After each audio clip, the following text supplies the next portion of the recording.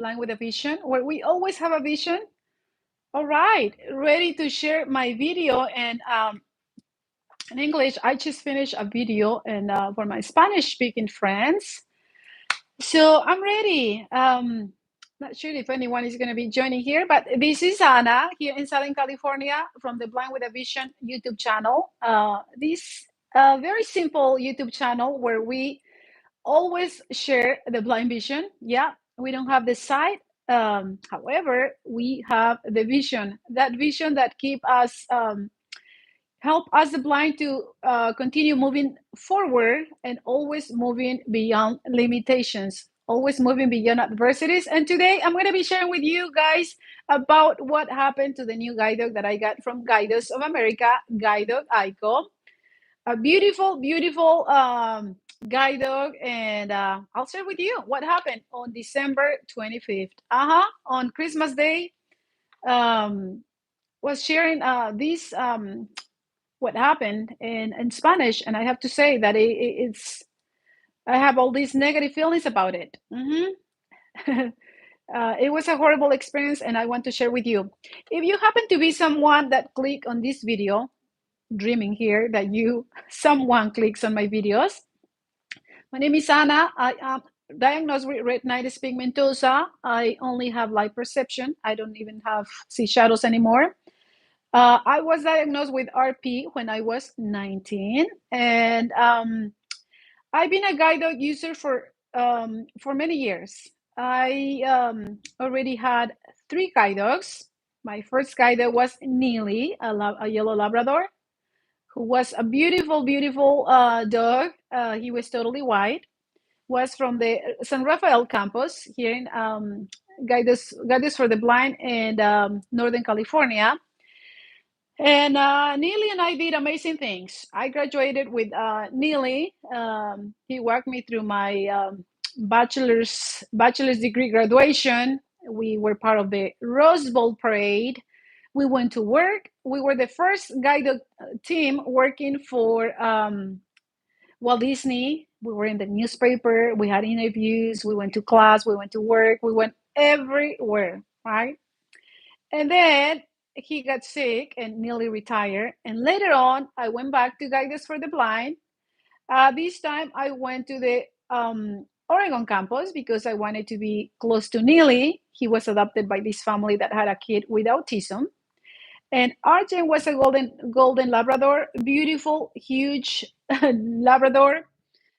He walked me through my first master's graduation. Yeah, he walked me to get my diploma when I got my first master's at Cal State Fullerton. Arjen was he was such a loving boy, but he got a little anxious about traffic and cars and all of that, and he retired. And then I went back to Guidos for the Blind in Oregon, got a yellow Labrador, but this dog had emotional issues, not technical issues.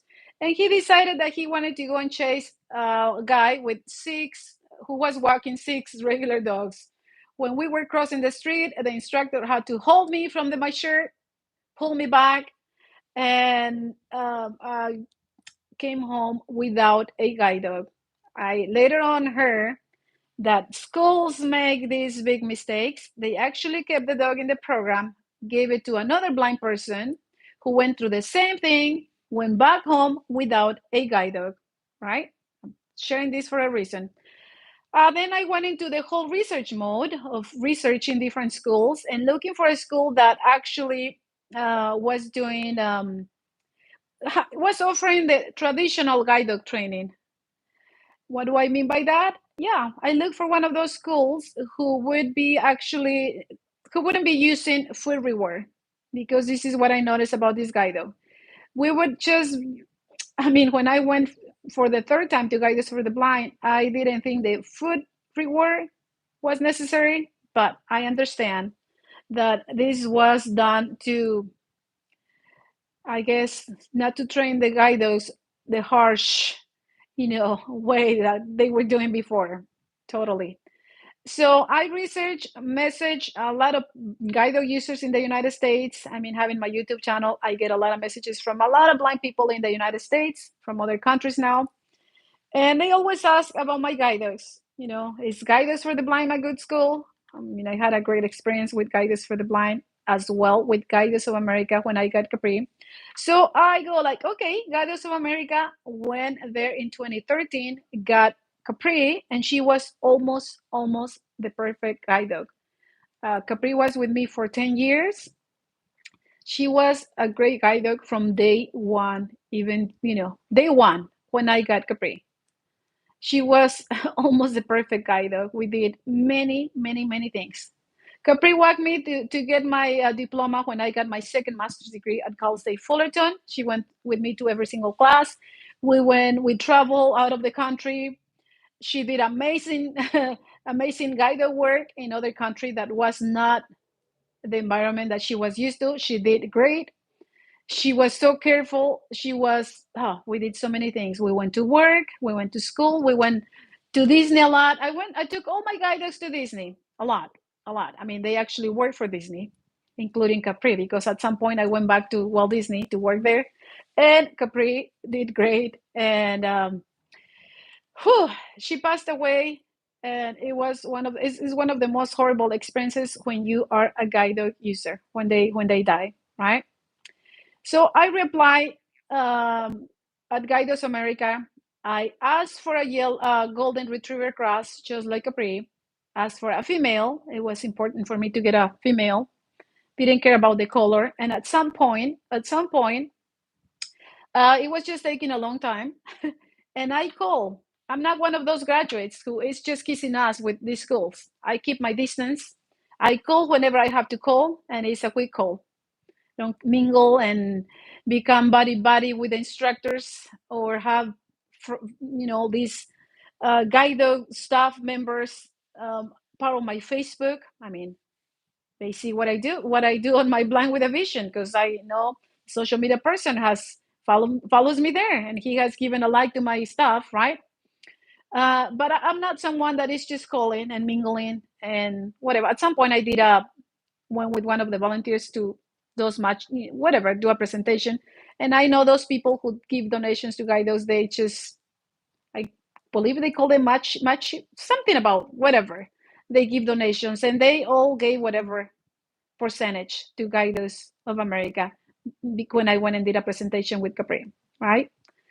Other than that, I am not around. I just call whenever I need to, but I reply because I really like the training when I went for Capri. We trained with the guide dog in every single moment, from the moment that we were in the room, going to the dining table, going to anywhere, right? Trainers were very professional, very, for the most part, especially Brian, who was my trainer, and Sean, who he would help here and there. But my trainer was Brian, very professional, very inclusive, very nice, right? So I waited all this time, and at some point, towards the end, I called Guides of America, and I asked the blind guy who works in the graduate department. By the way, very narcissistic guy, totally narcissistic, beyond, one of those narcissistic people that other people are not able to tell that they are, right? I mean, they used to have a Zoom meeting on during the pandemic, and I only attended a few times because the way he treats all the graduates there, like, no, no, no, no, no, no, no, no, no. It's like he's talking to children, and I go like, no, this is not for me. But I'm not someone that fights with people and argues, right? I come and share on my social media, and then I message and write letters and talk to the director. But I'll tell you that this school is different. When I had the situation at Guidance for the Blind, I talked to the president, he took my calls, he listened, and great. I believe I'm in good terms with Guidance for the Blind. We never ended bad, right? Because the president that was there at the moment, I mean, he never forgot that these organizations are created because of us, the blind, not for the blind staff members or their favorite blind people or their professors or their trainers or the training directors or the puppy raisers or the donors. Yeah, they use the money from the donors and the puppy raisers help and volunteers, right? But it seems like some organizations have forget about the vision and mission of these organizations, right? So I did call the school and I said, I don't mind if this is a male or female. I don't care. As long as it is a golden retriever cross. I really love Capri being a golden retriever, right? Cross. So I was invited to go back to Guides of America, and believe it was towards the end of September. I went there on the 24th of September, and we always arrive on a Sunday. And the big day is Wednesday, the 24th of, no, we arrive on a Sunday, and then that following week on Wednesday is when we have the big day. The biggest day when you're getting a new guide dog is actually meeting your new guide dog for the first time, which I was surprised and not surprised that some people already come with their assigned guide dogs, the best ones, if they are the favorites and if they work for the school, right? I don't think donors and puppy raisers really know this. I don't think they know this, but I already knew that they do that at Guides of America. They did it before. I know someone who actually they did it. And Mindy, who came to pick up Aiko on the 26th, told me that, yeah, I was part of it. Why not? Yeah, I gave her a guide dog. I did in Vegas, right? Have it on video and audio when she came. And we capture how she was treating me after all, what happened with Aiko. But so I went there. I was introduced. I share a video with you guys here on what how was my when I met Aiko for the first time. Is one of those moments when you just want to cry. So Sean, who by the way, Sean is a great trainer, great person, very inclusive, very professional. He just works, right? He does. I have to say that I noted and I've seen that he just treats everyone the way a trainer should be treating you there, right? He does his job and he does an amazing job, right? So Jean introduced me with Aiko. I have the video here if you want to see it. And I never seen such a soft and beautiful guide dog. Capri was beautiful. She had the longest black shiny hair. Aiko was so soft. And I have a video when Sean tells me there, be careful with Aiko because she likes to jump and get in your mouth. Just take it easy. Be nice, right? She never stopped jumping, guys. We graduated on October 14th, and Aiko never stopped jumping. I fell in my apartment several times because she would be just laying down in the middle of whatever. Every single person that came here, she would jump and jump and jump and jump. No matter what you would do, she would have to be on a tie down. When the first three guides that I have, I didn't even have to have these guides on a tie down the way we are supposed to. Yeah, I say it out loud. My guides were great and they never even have to be on a tie down, right? I did purchase a crate because Sean said, yeah, and now they're raised there. They love it. Aiko hated. She hated that crate. Even at Guides of America, the first day I got her and I went out to grab something. When I came back, she had already opened up that crate and she was jumping at me by the door. Here, no one would have been safe with Aiko being without being on a tie down. Especially me, my mom who uses a walker because she got cancer and she got really she's not doing well. We had to put Aiko on a tie down, and she used to bark. She was not into food. I was shocked about that. I mean, most of these dogs did. She had diarrhea. I mean, Aiko left on the 26th of December. I'll tell you what she did on the 25th. And I think it was about 10 days before that that I was able to see solid poop, solid doggy shaped poop, like the regular hard poop, because she had diarrhea all those days, all those weeks. All right. Why? Because her stomach couldn't deal with chicken, rice, chippy food, honestly. And I was told by the vet at GDA that from his experience, maybe switching the food to lamb and rice would have been good. So I did, and guess what? But I was told that Aiko was going through the transition. She was going, because of the new place, and no, and maybe because I was anxious. I was not. I was not. I went in such a positive mood. Go like, I'm so glad I'm getting this guide dog.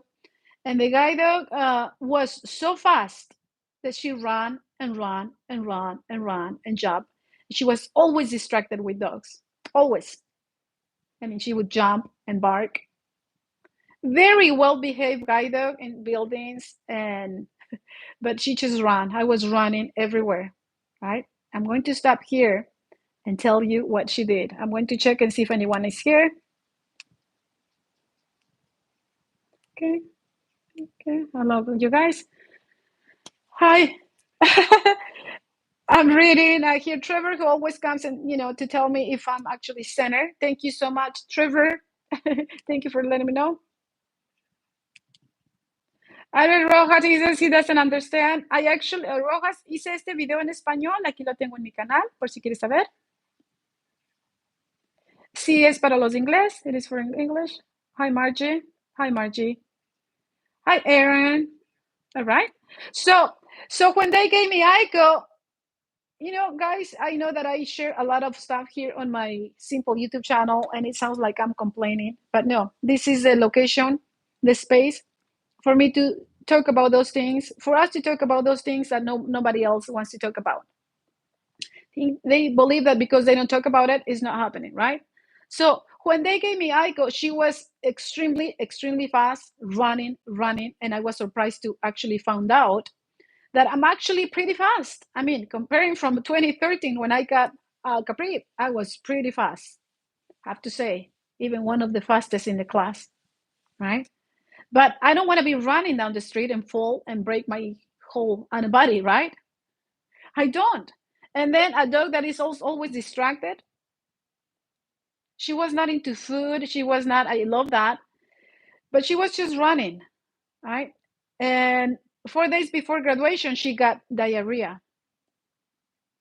And I told them, and say like, oh, it's just normal. A lot of guides get diarrhea because of they came into the kennels and now they're gonna go. They met a new person, right?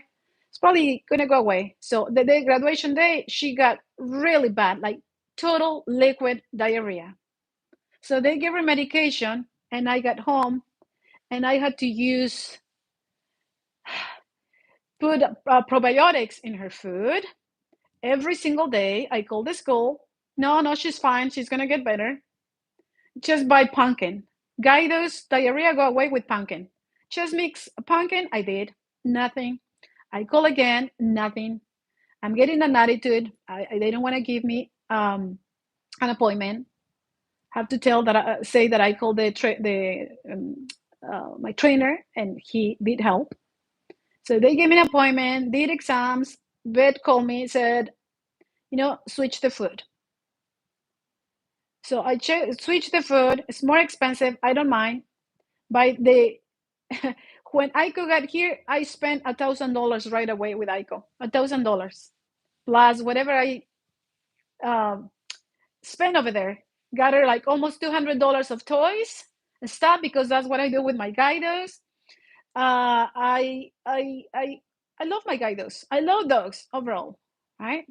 So we come home, and I notice that Aiko is very well behaved in locations. She goes to sleep, lay down, but she would never go under the table. She just spreads out. No matter how much you correct, the guide dog never, never goes down, right? She likes to lay on her back, and I love it. She's very loving, but she just laid anywhere. She was afraid of taking a bath. She was shaking about it. It was, I have to say that in those from October 14 and her leaving on the 26th, I was exhausted, and my mom and my family and everyone said, we never heard you complaining so much about a guide dog. Never. In fact, you never complain. You just show up your guide dogs. We would go out there, and I was running and running and running and running, right? She did great crossings, but until she would get distracted with specific cars. So I had a friend walking behind me, taking video and sharing, and she would say, Aiko would stop and walk to the sidewalk on the edge of the sidewalk and just stare at cars. And I would ask my friend, what is she looking at? She goes, I don't know. I think she's just staring at cars. And any dog out there, she would be distracted. And she was very anxious about it. She would get anxious, and after we would get home, she was exhausted. She would just go to sleep. And then my friend goes, I noticed that anytime we pass by uh, open gates, those huge gates, she stops and stares. There is something about Aiko and huge gates, or houses gates, or apartment gates. Well, I wonder if the puppy racer had a house with gates, right? Happened to found out by Mindy, who used to be a trainer and now she works in the puppy department, that she said, yeah, yeah, the puppy racer has a house with a huge gate, right? I told the trainer, Aiko wants to be with her puppy racers. She doesn't want to be a guide dog. The third day that I had Aiko, I told the trainer, you know, why did you give me a guide dog that doesn't match my personality? And he joked about like, no, she does. She matches your personality. She does, right? Nay, I don't know how many days after, maybe on the fifth day, I go like, you should have called this dog stubborn because she's very stubborn. And he kind of joke about it like, no, you're stubborn, right? So you're getting this attitude about like, you can't even say anything. But because you are in a class where you are totally discriminated, excluded, and nobody except your trainer talks to you, you just don't, you don't even want to think about it because your focus is actually, just being there for 3 weeks, focusing on the training. I have to say that when I go to these schools for the blind, I have to say they can call me loner the way the trainer called me. Oh, you're such a loner. Yeah. I don't go to mingle with blind people and make buddies.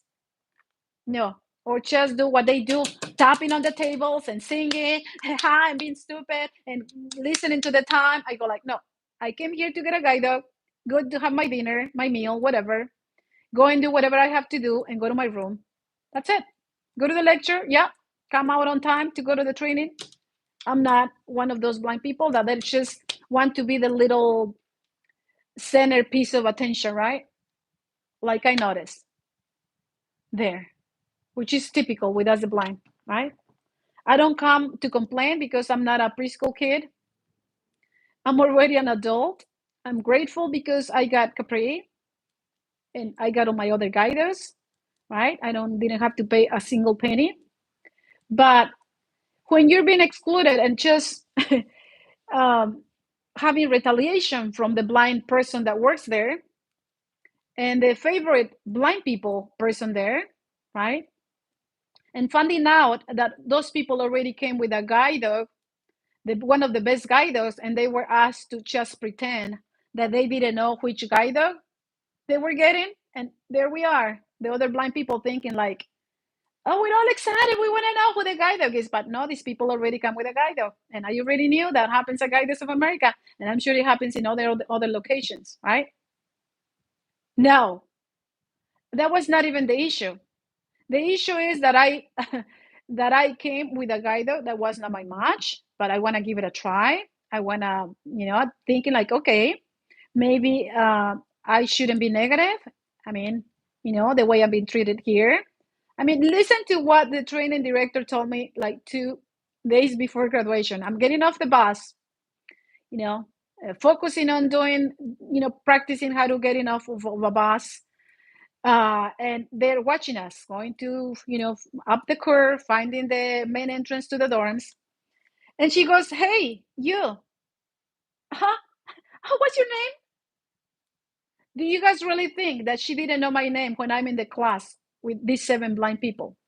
No, because she's the best friend of this blind 60-something-year-old lady who is the GDA ambassador and asked for a guide dog switch, 7 days graduation. And in 2 days, she got all the training that we got in a little bit over 2 weeks. She got all the training. But as another blind person there said, if I would have been the one asking for them to switch my dog, which I hinted, Of course, I wasn't gonna get a guide dog change. No, no, because the blind person who works there in the graduate department, he made sure to tell everyone crap about me, right?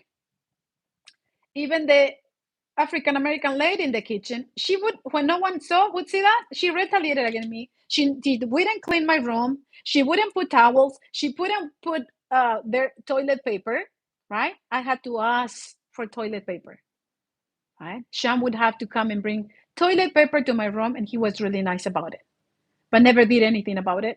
Yeah, Sean, if you listen to this video, you didn't do anything about it, and you knew what they were doing to me, which is not even was not even the problem, right? Oh, come on.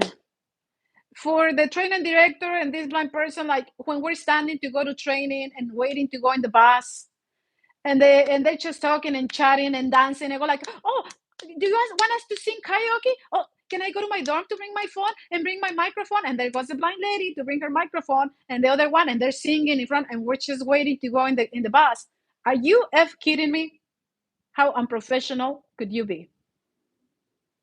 It's even more unprofessional, or whatever you call it, to use the donations money to give the best guidance to the favorite blind people. And the worst, that I never got an appointment to talk to the director. I'm still waiting, but he's retiring. He has the wife working there, the son is working there. Alexa, stop. I set up my alarm. He has a best friend working there as his right hand. I mean, they abuse the money donation. Do you think donors and puppy raisers know about this? You think they know about this, right? Now, that's not the problem, right? The problem is that on December 25th, right, on Christmas Day, we, many of us Latinos, we celebrate Christmas Eve, and we just have the dinner and everything on Christmas Eve, and we just wait for the, midnight for Christmas and give the hug and do all these rituals, whatever. And after living in the United States for a while, I know that we celebrate Christmas Day here, whatever. And Amy, someone very loved in the family, uh, she came and visit, and she goes, Aiko looks a little anxious. I go, yeah. She always wants to go out there. Aiko was ready to go out there, but as a pet. She loved to be out there, but was not a responsible guide dog. Can you guys believe that I fell down here several times because she would just lay down anywhere? And there were times when I grabbed the harness and the leash, and she ran away, and she would be barking at me and going like, ah. That's not a guide dog, you guys. That's not a guide dog. And I told the trainer, this guide dog has emotional issues. She doesn't have technical issues, and you can fix those and scare her when you correct her. But she has separation anxiety, something emotional. I know. You go like, no, she doesn't.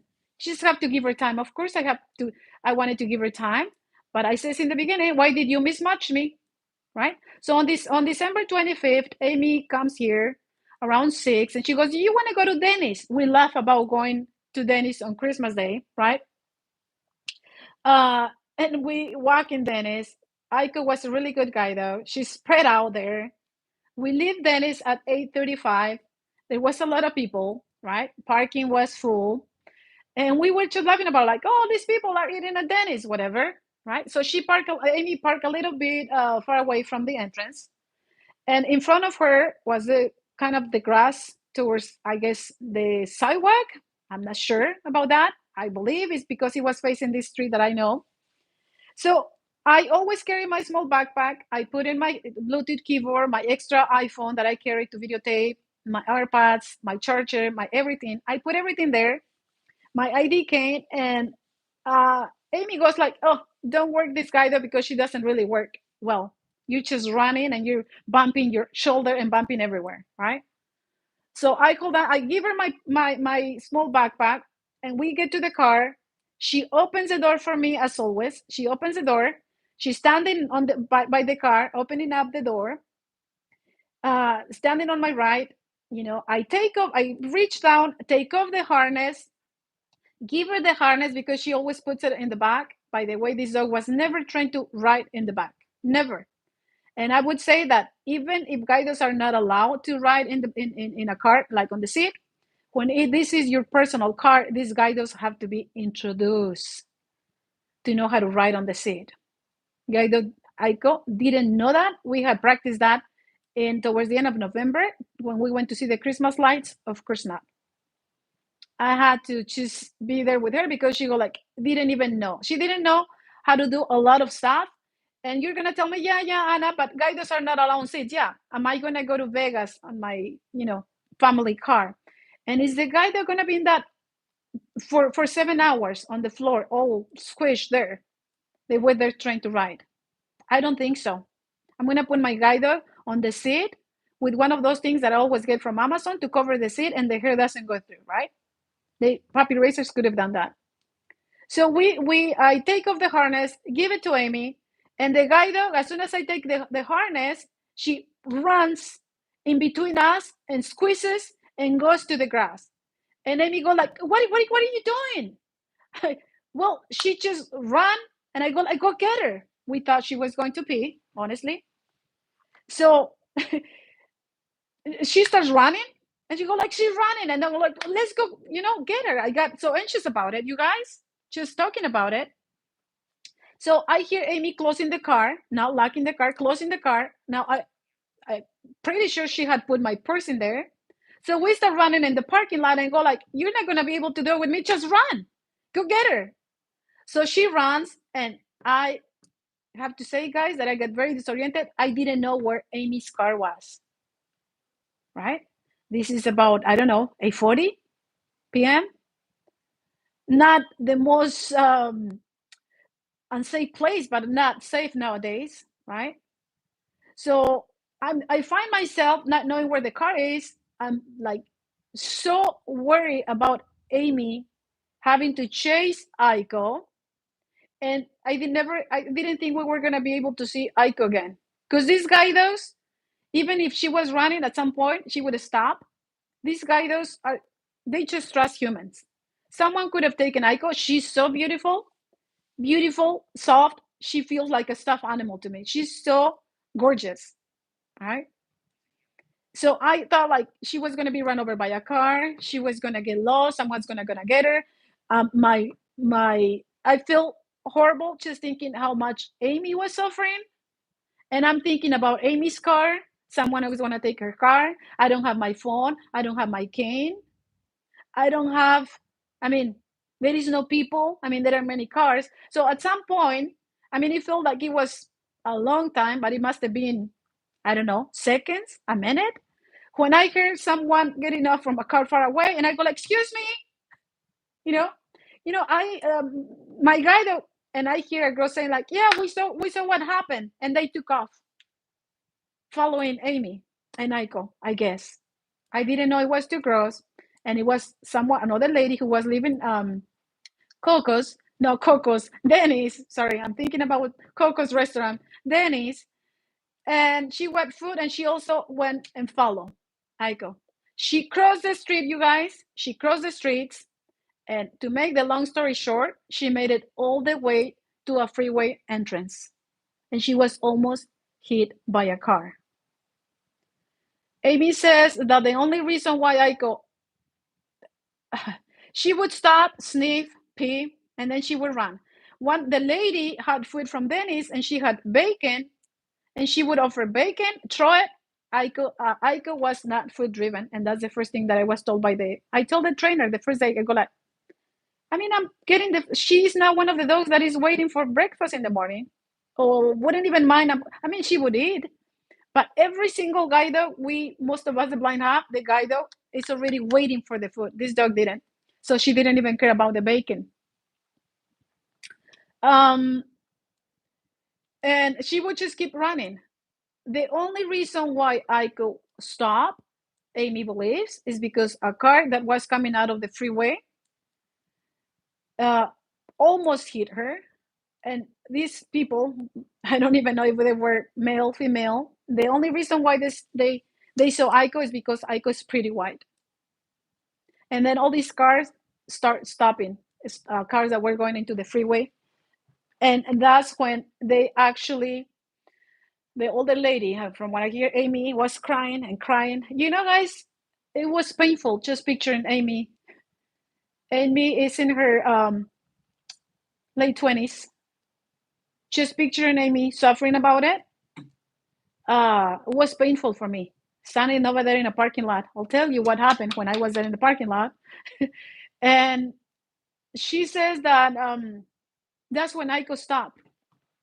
And I guess that there was two younger girls, that lady, and the more they chased Aiko, the more she would run, but she stopped right there.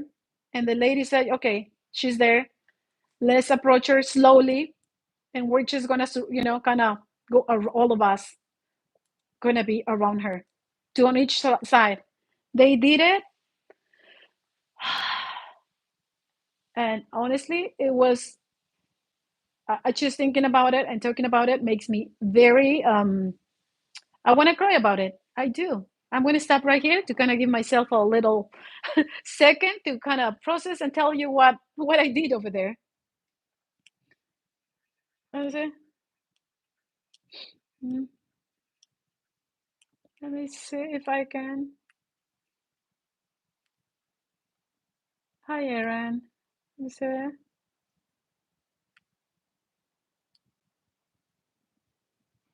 Okay. Hi, Guadalupe.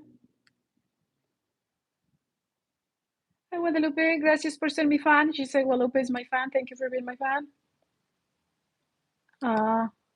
Mao, hola. Okay. All right.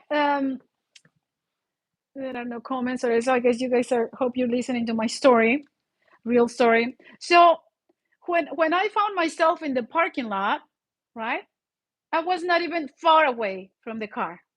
I mean, I was not right there because it happened within seconds. I grabbed Amy's arm and I said, like, let's just follow her because we thought she was just sniffing on the grass there. And she, it just happened within seconds, you guys, when Amy runs and we just start following. And when I screamed for those people for help, it was for them to help me find the car. I go like, they're gonna steal Amy's car, right?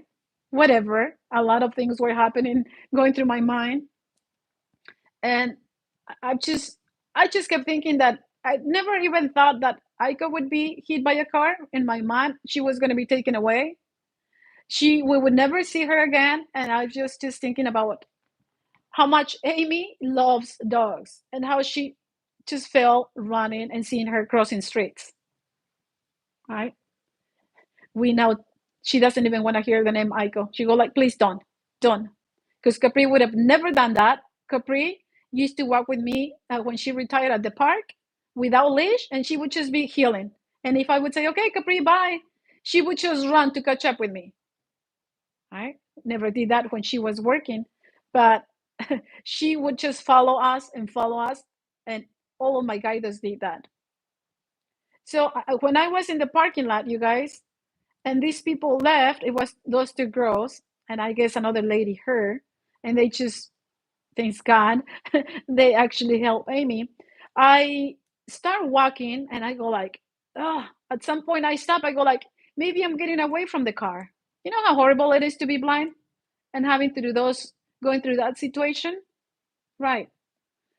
So I stop because I start, I smell smoke, like someone was smoking, and I feel like someone is there, maybe, right? We, the blind, know that some sighted people, especially creeps, they think it's funny just staying quiet.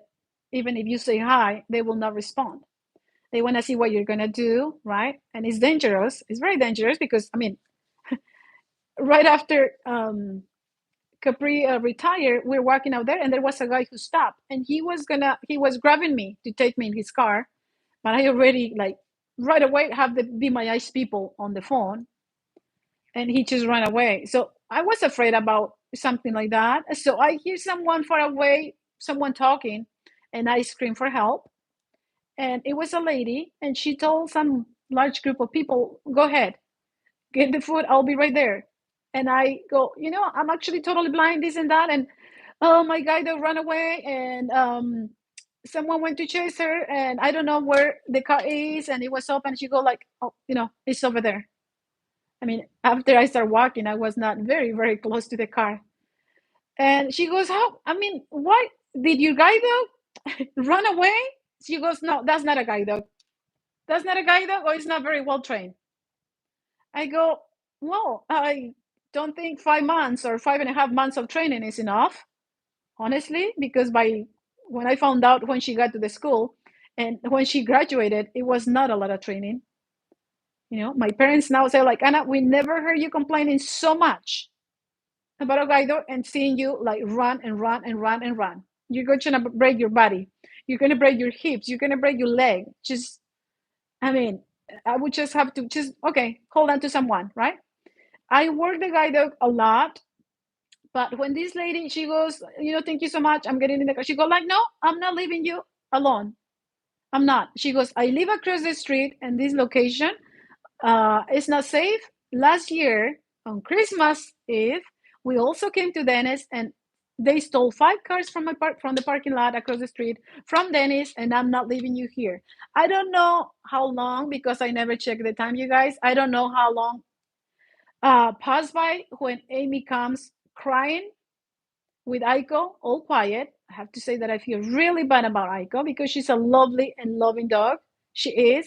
She's a great guide dog. Dog. She is. But she doesn't want to work. Oh, they mismatch me, right? So Amy comes and we just hug each other and we cry and cry and cry and cry in that parking lot. The lady just gave us a hug and she go like, I'm a nurse. I wasn't gonna leave you here by yourself. And then Amy shared what, because the lady was curious and wanted to know. She goes, sweetie, you're not really trained. But I go like, don't tell her anything. It's not her fault. It's not Aiko's fault. I have to say that from that day, Aiko was very quiet and serious. Like she knew what happened. You know, we got in the car after we talked to the lady. We didn't want to be rude because she wanted to know the details about how Amy ended up. But Amy says she crossed streets. She made it all the way to the freeway. Imagine, you guys, if she would have been killed or she would have been disappeared. And imagine if that would have happened, like Amy said, when she got in the car, she goes, I'm going to show you driving where she actually ran. So she starts driving and showing me. She crossed the street. She crossed over here. She crossed over here. And then she ended up over here and over here and this over there because I'm not going on the freeway, but not far away from here. She goes, imagine if that would have happened to you when I was not with you or nobody else. Even if it was somebody else, your friend who doesn't really know much about guide dogs, do you think she would have chased the dog? I don't think so. Because no, I don't want to hear about this guide dog. I do not want to hear about her. I do not want to hear anything about it. Now she doesn't even want to mention it whenever I try to ask questions. She goes, no, I don't want to talk about it. Just the way she doesn't want to talk about when Capri passed away, right? She refuses to talk about when we took Capri to the vet and they, just relax her. And when they relax her, she got under my arm and she just stayed there.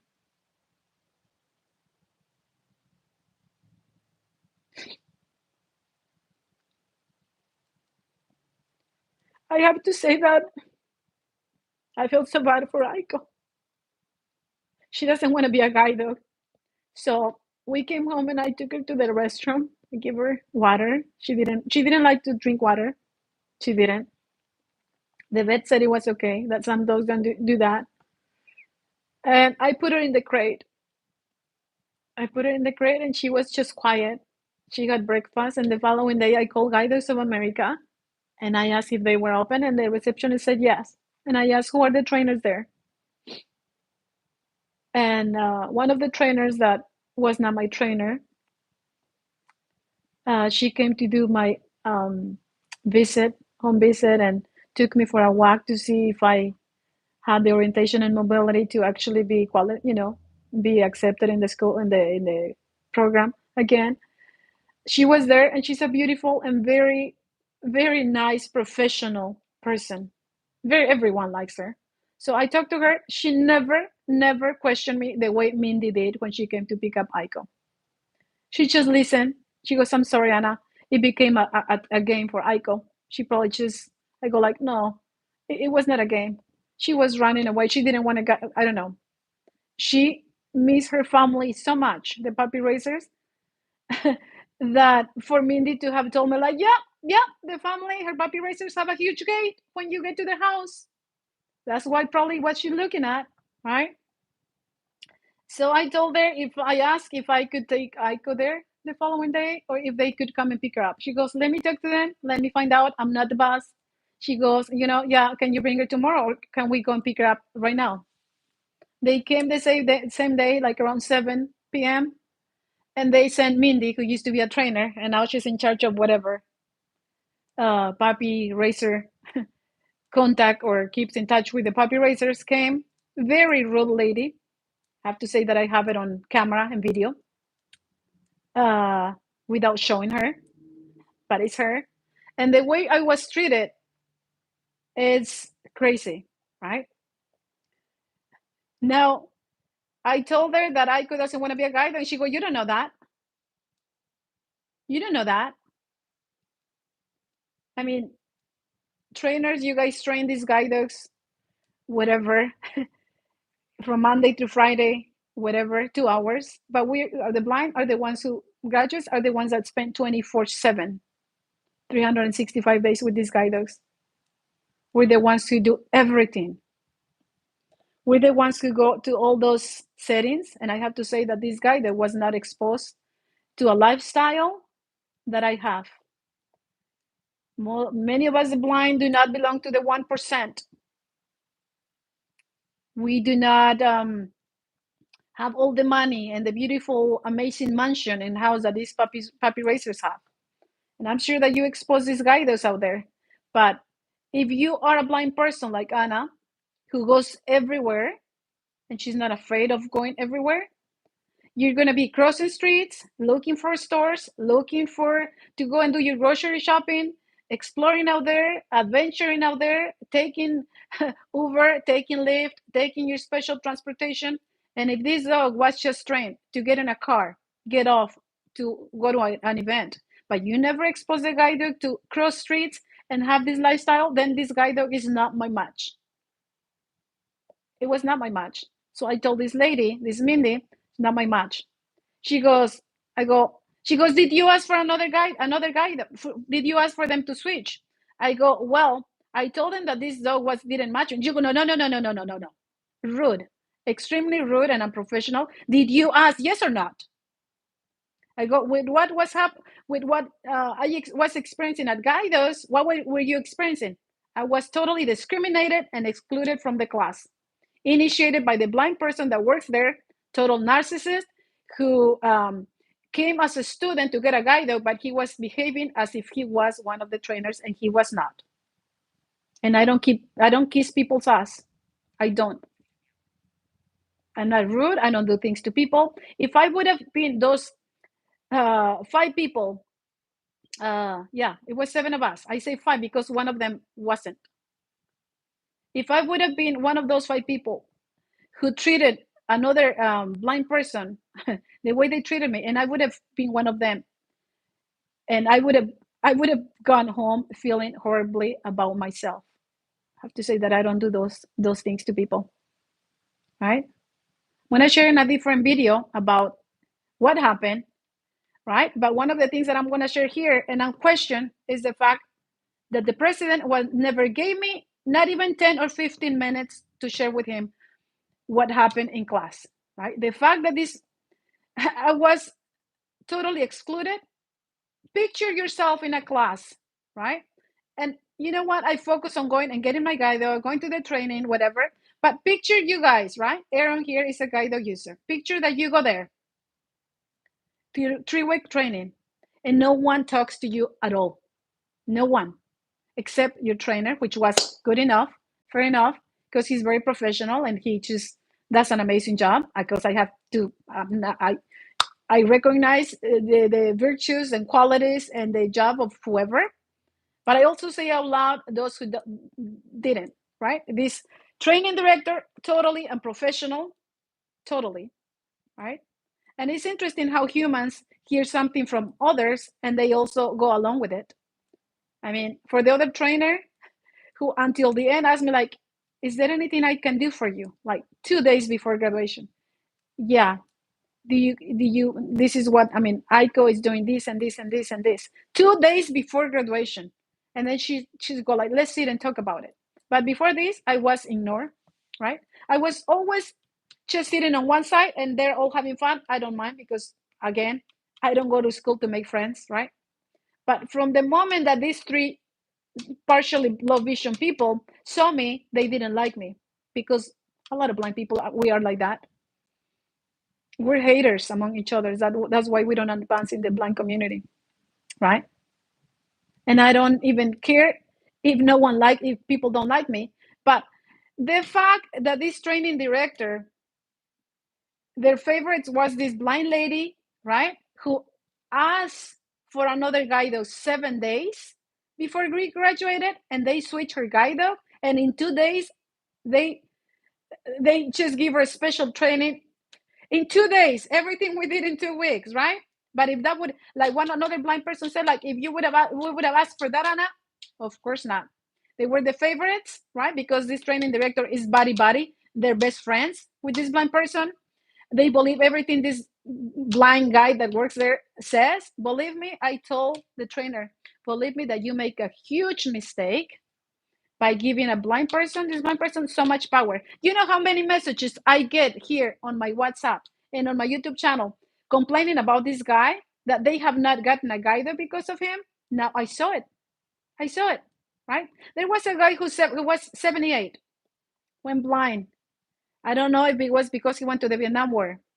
Can't hear. He's also hard of hearing. And he has whatever mobility issues, right? So I'm just going to give you this and then give you the whole story about this discrimination and exclusion in a different video because this is getting too long, right? Just an example. We were in training, and even before getting off the bus, the training director would tell like to the trainers, okay, take this guy, the guy who works there, and the favorite girl who they already came with a guide dog that was assigned. They already knew what guide dog they were getting, right? Then she didn't like that guide dog. They give her another one, right? So they're using this donor's money to benefit their favorite people, right? Yeah, the president came into the kitchen and she go like, hey, I got my new guide dog. Like, right? 6 days before graduation, he go like, yeah, oh yeah, I heard that. Make sure that they give you everything you need and want. He said it out loud, right? In front of everyone, right? This other narcissistic lady. So uh, we're getting off the bus, right? To start the route, to practice whatever we're training on. So this training, the training director, she would go like, oh, take so-and-so first, right? So and it's for me, I don't care. Whoever wants to go first, I'm going to do my training either way. So we're standing there in the heat, cold.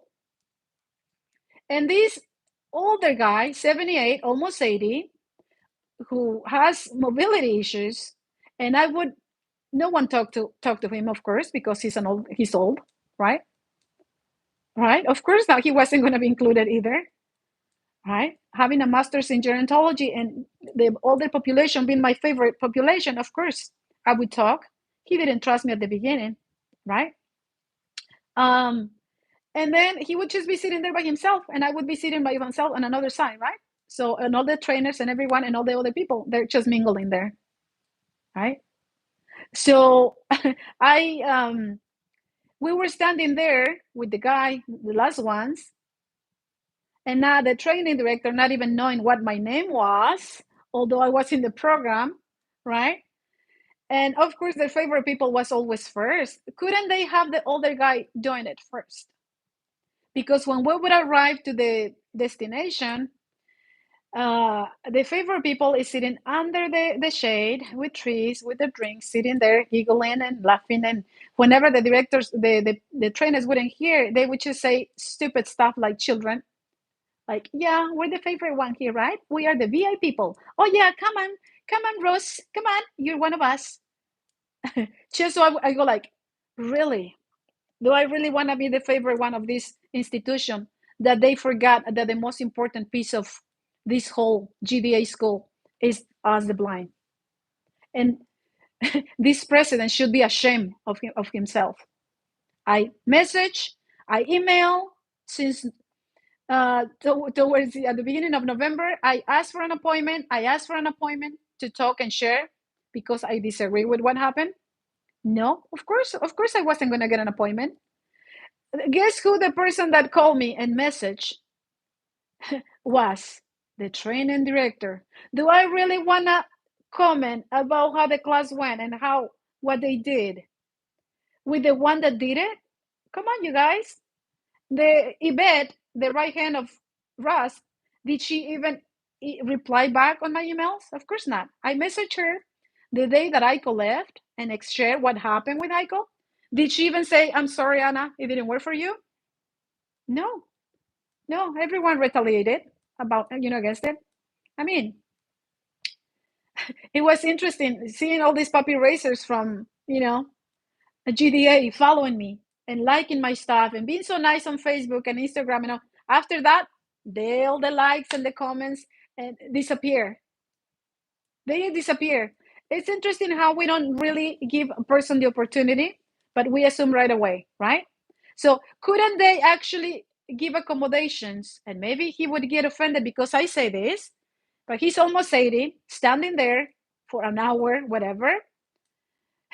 Couldn't they give, I mean, come on, you guys.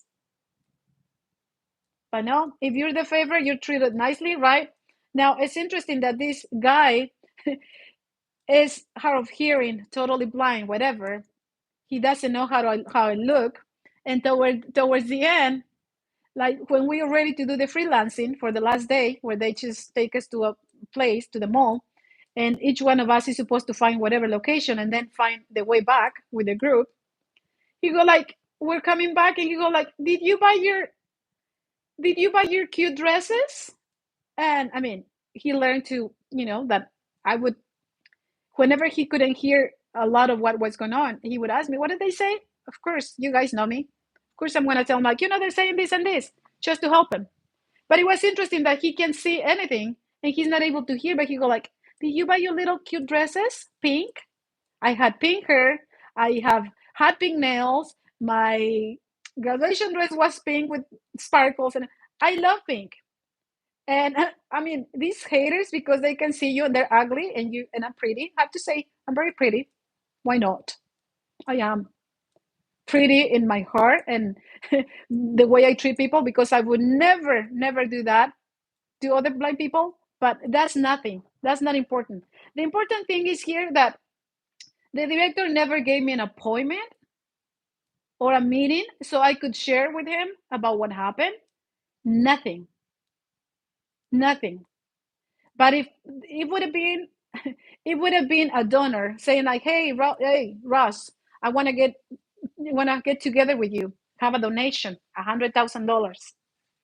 He would have run right away to talk to these people. He would have even taken this person for a meal. But because I'm the blind person and we blind people are not important, I mean, this guy who works there, does he really? He's important. This African American lady who works in the kitchen, kissing us with these white people, white students.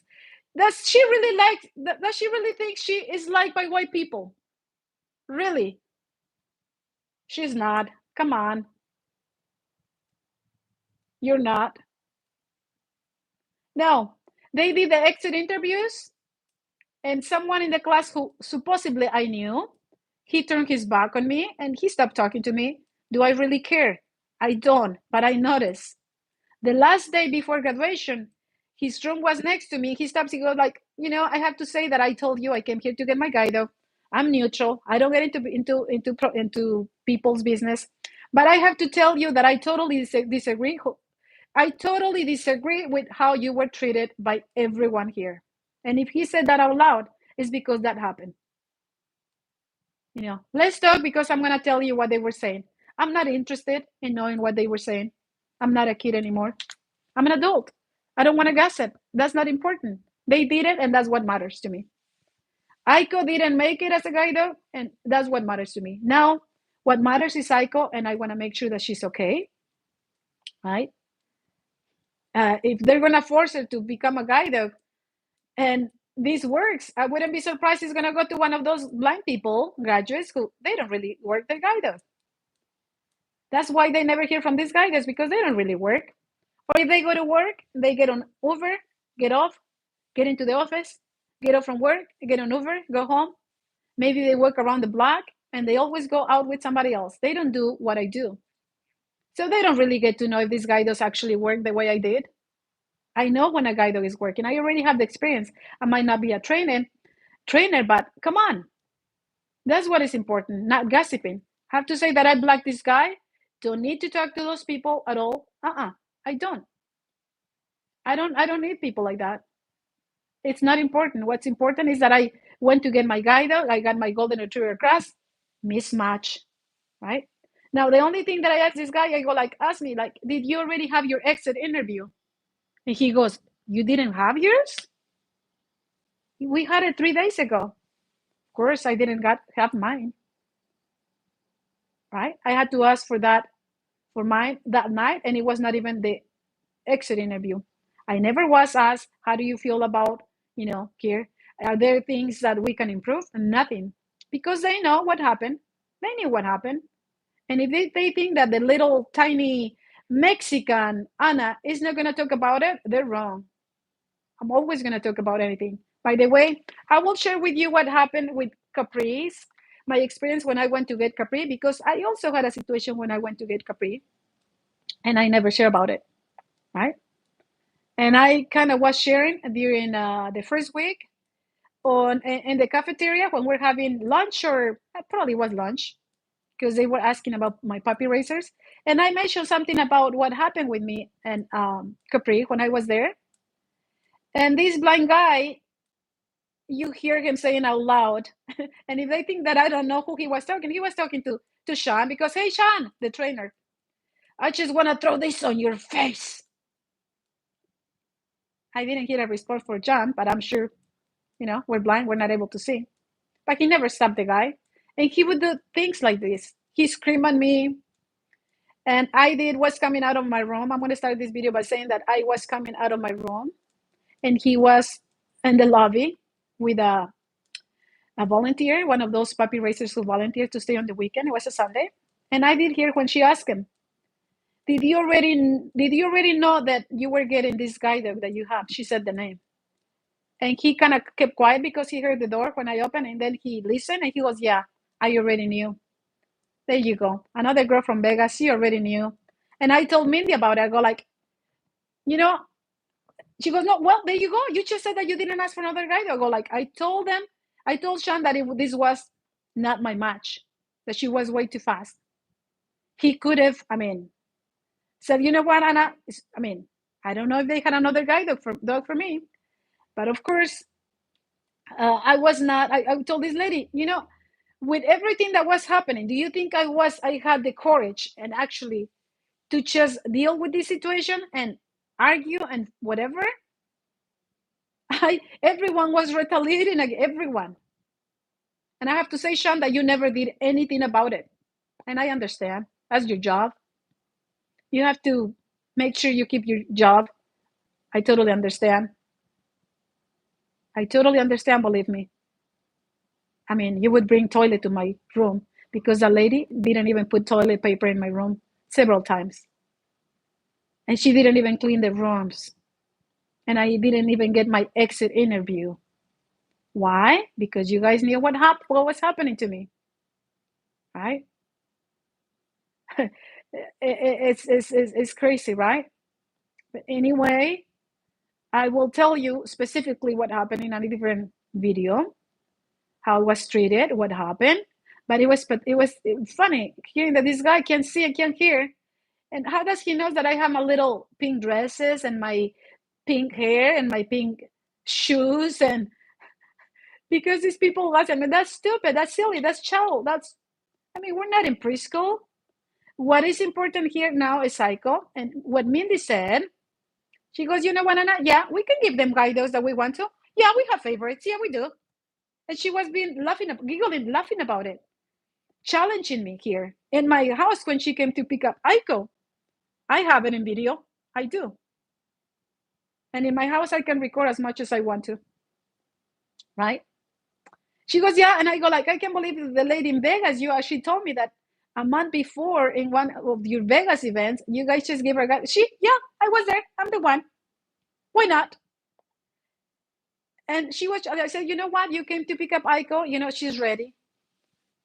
I don't want to be rude, but she's ready. That's what you came for. I'm not gonna add anything else because you're not even believing what I'm saying. And obviously you're one of them. So she got up, she goes, yeah, but I'm not leaving before you just give me everything they give you so we can give it to the next person. I go like, oh my God, I can't believe they would behave like that. What school takes away the stuff that they give you? So I give her, of course, the harness, the leash, the shoes, the little things, small things they gave me. I wondered if she returned those things, right? So she left and I have not heard anything from them, anything, nothing. I did get asked for my reimbursement from all the meds that I purchased for the whole year, about $230. Have not gotten the money. They say they were going to reimburse it. Didn't. Now, I've been hearing from some people saying that, so sorry, this didn't work for Aiko. Is the guide dog trained for the blind person or the blind person trained for the guide dog? Come on, when you tell me, sorry, I'm sorry, this didn't work for Aiko or for the dog, really? Since when is the blind person trained for the dog? If the blind person gets the right match, then this dog will work for the blind person. Okay, what do you guys think about this? Share with you more, and I have more clips about what I took over there. And have to say that Anna has experienced a lot of challenges in life, a lot. If I start sharing with you what I have lived, you would understand what I always recover. If I recover from the blindness, I can recover from almost anything. Now, I'm going to leave you, Guidos of America, with this question that Amy actually asked. And my friend Patty asked. And my mom asked. And everyone that knows about it. What do you think it would have happened, Anna, if that would have happened to you when you were alone out there in all those places that you go to? The story would be different. Aiko would have been hurt. I don't think we would have seen Aiko. She would have gotten hurt. Something would have happened to me. So that's what you have to keep in mind.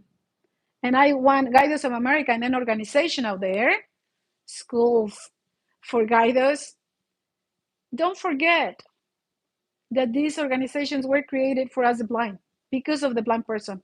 Not for the puppy raiser, not for the donor, not for you, not for the trainers. It was because of us blind people. And you are misusing that money and profiting out of us the blind. It's a fact. The moment that you don't even want to give the student a meeting, even 10, 15 minutes, then you're just telling us that you are just hungry for the position of power and the money, and I'm sure you're misusing that money. I'm sure you are. The fact that you have the wife there working, your son, now you have the best friend working there. I can go on and on. I know that. You know what Mindy said?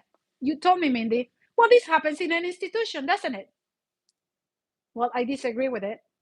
And if there is blind people out there who's questioning what I have said on social media, well, you better stop and think about it. Do they really think they care about you? You're just one more number. The way older people is in those nursing homes. Do you really think they care about these older people in these nursing homes. They care about their money. They don't care about these older people who are put in these nursing homes. So that you really think so? That's the same for us, the blind, right? I'm going to check and see if there are any comments. You can ask questions. Then I'm going to just end this live video. And in the next live video, I'll share with you about what I experienced with those people. You know, just biased people that is racist, and people that they still able to see you, and they is low self-esteem, competition.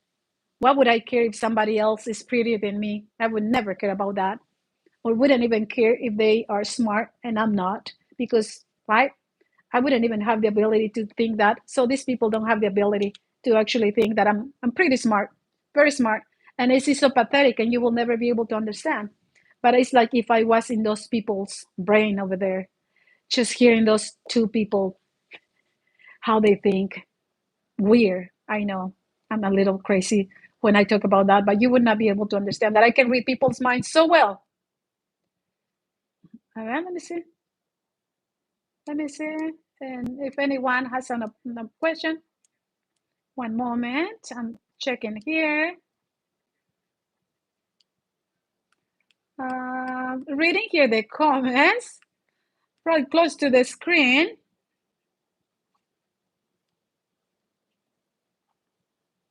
You see? Trevor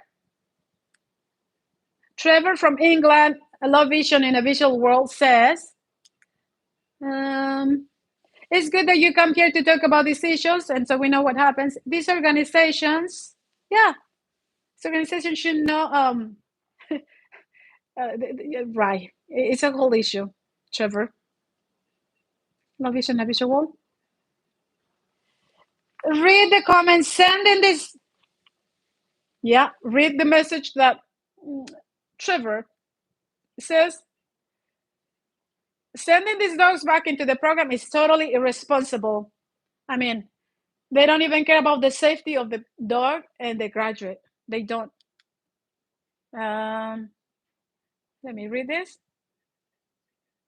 Impacts the safety of everyone. It seems like everything is okay with Guide Dogs of America. And I'm specifically pointing at this school because it's where I had the experience. As everything is okay with money. Yeah. If they don't even care about what a student goes through. Love Vision, one. Yeah, it was a sad experience. What happened at Dennis with Aiko? She doesn't want to be a guide dog. She doesn't. Margie. So sorry and sad for both of you. Yeah, thank you, Margie. Thank you for always being there for me. Banana says not okay. Not okay at all. Eric opinions. I was a guide dog user. Today I use a cane. I'm using my I'm using my cane, Aaron, and I am not going for another guide dog. And not necessarily because of what happened. I have to say that I'm a really good guide dog user. Never abuse my guide dogs. And by the way, I'm going to share with you of some guide dogs that I've guide dog users that I have been co-worker with, and the way I've seen their guide dogs from GDA, something that this blind guy at guide dogs didn't want me to talk about this, right? And that's also why he got upset. How these guide dogs have been abused, and people from work have called GDA to go and get those guide dogs, and they never pick up that poor guide dog that was abused, kick, smoking on his face, slapping the dog, calling him stupid. They were called, they went to check on this. Did they take the guide dog away? No. That person would be sent home very often because the guide dog had fleas and smelly. I feel so bad for that guide dog. This is what happened. This is what donors and puppy raisers should know about it. So I'm going to be using my cane because I feel really bad about forcing a dog to be a guide dog, honestly. And if I have a dog, it's going to be my puppy raiser unless I change my mind later on and I get over the whole trauma. Maria Gabriela. Hi, Maria Gabriela. Hola, Hugo. Andrea Veronica. Okay. Nice. No, Natalie. Hi, Natalie. Okay. People telling me that you guys are just got here. I'm going to flick. Hold on.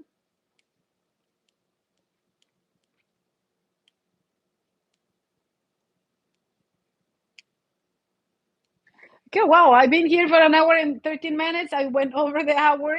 Well, if you just arrived here and listen to my story about why new guide dog Aiko only stayed with me for a little bit over 2 months, and what she did on Christmas Day, and what Guide Dogs of America did. And the next video, I'll share with you guys my experience and what happened. I'll be sharing what happened to me when I went to get Capri as well. Capri was a great guide dog. I'm grateful for everything you guys did for me at Guides of America. I am. And I also disagree with the fact that you only listen to the donors, but you don't even care about the blind people, right? You don't even care about these guide dogs.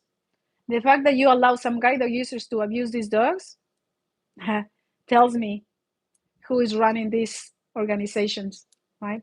Of course, I want to go by saying that not every single person that works for GDA is in this small category of people that wants to abuse their position of power.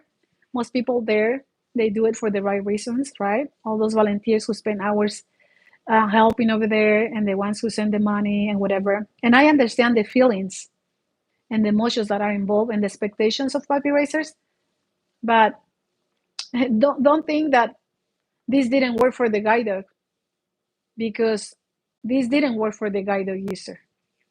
When the guide dog is actually matched properly, then it'll work for both, right? I was not trained to be with a guide dog and for the guide dog to have a great experience.